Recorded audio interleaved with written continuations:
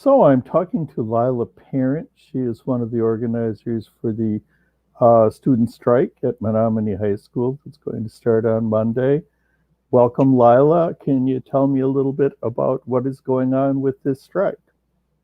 So, most of us feel that the decision to return back to school before winter break was kind of a premature decision, and our opinions and feelings weren't really taken into account.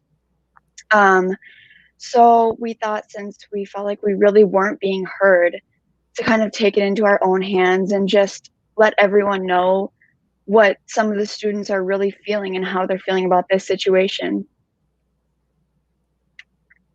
So I know that there was a poll of the students, and the superintendent did make some mention of that in his statement about it, and it did look like most of the students really did not want to come back for the 1 week before the break. But a lot of people would say, well, if it's just 1 week, what's the big deal? So, what do you think about that?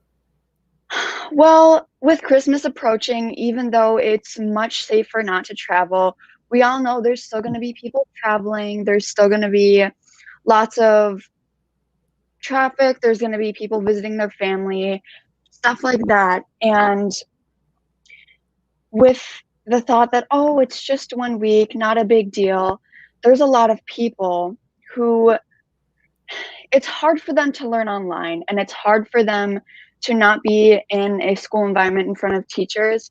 And I think the superintendent realizes that, and I think he takes that into account. But there's also the thought that there are so many students who aren't wearing their mask correctly and who are just exposing these other students who are high risk and need to stay safe to all these to possibly contracting COVID. And it's really scary to think that we would go back a week before Christmas break, because that's when everyone's starting to come down and catch flights and things like that. So it's really worrying for a lot of the students.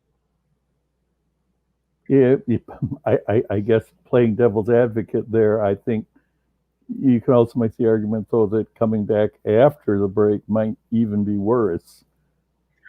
Right. And that's where it's kind of hard, because personally, I feel as though there should have been, or there should be, some sort of testing or just seeing what students actually have COVID, because there are so many students who never get tested and who haven't gotten tested this entire time and who have symptoms but will still come back to school. I've heard of students knowing that they have COVID, or at least have symptoms of it, coming back to school anyways.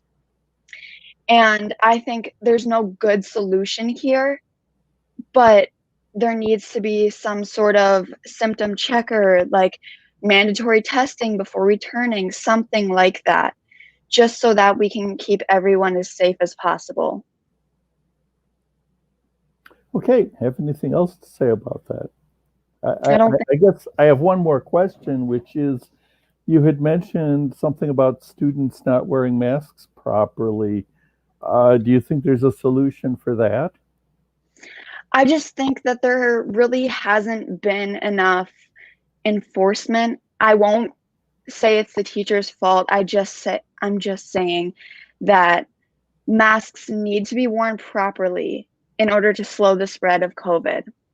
And the idea that some students are wearing masks incorrectly is really worrying, because they're not only putting themselves at risk, but putting others at risk as well, without even giving it a second thought. And I think that if you would like to return to school and be in person, there should be some sort of rule that no matter what, no matter where you are, besides if you're eating, you really should be wearing your mask, not only wearing it, but wearing it properly. Have there been problems with, say, what happens if a student reminds another student that they're not wearing their mask properly? Is that well received or not? In most Or does it cases, just not no. happen? it's it's really hard, because I know of many students who don't even believe COVID's a big deal, or who don't think it's even real. And it's hard to make them understand why it's so important for them to wear a mask, and even students reminding them, teachers reminding them, it's not really helping because they don't understand the true gravity of their decision to not wear a mask. Well, I guess if you take a look at any of the social media floating around the Chippewa Valley, it's not surprising that there are students who feel that way, because clearly a lot of their parents don't believe it's a big deal either. Yeah, which Okay, is really hard. yes. Well, and it's really hard, there's always this issue of parents and children having different viewpoints, and that can be difficult. And I'm sure this is one of those where that's the case as well. Do you have anything else to say tonight? I just want to remind everyone, please wear your masks, please stay safe, please help stop the spread. Continue washing your hands. Don't touch your eyes, nose, or mouth before washing your hands. And just stay safe. All right. Thanks for talking to me. Yeah, thank you so much. Bye bye. Bye.